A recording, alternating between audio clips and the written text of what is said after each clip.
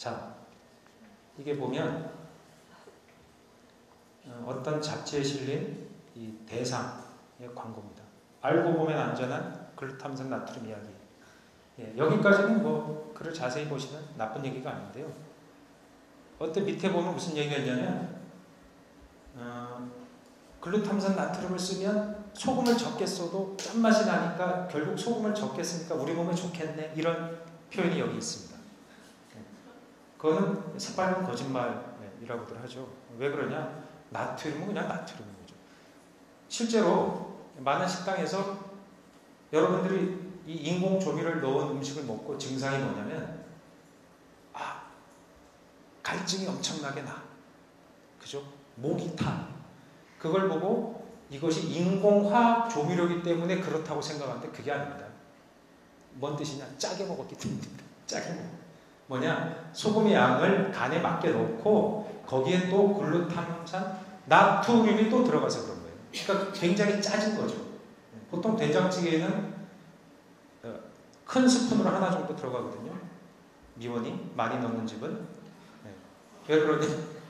한 반 정도는 요리사가 넣고 반은 된장에 들어있는 경우가 있습니다.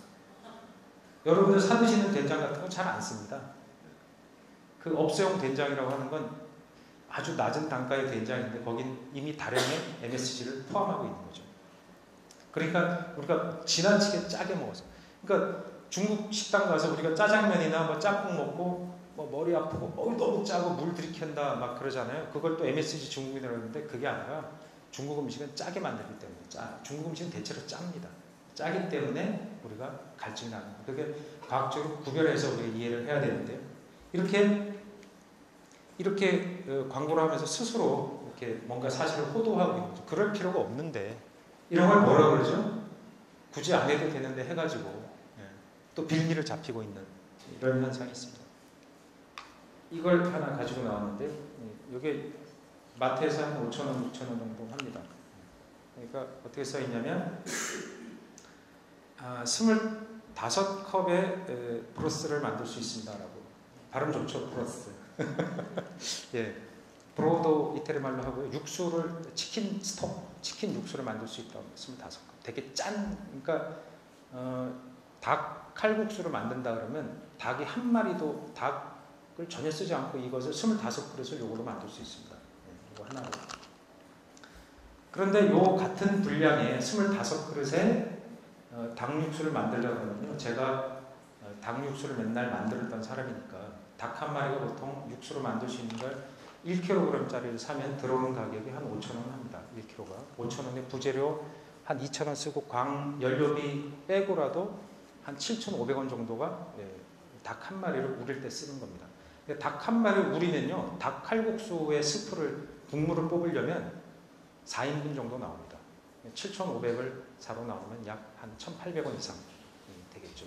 근데 이거는 6,000원짜리가 25인분 이상 나오니까 그럼 계산해보면 300원이 미만이죠.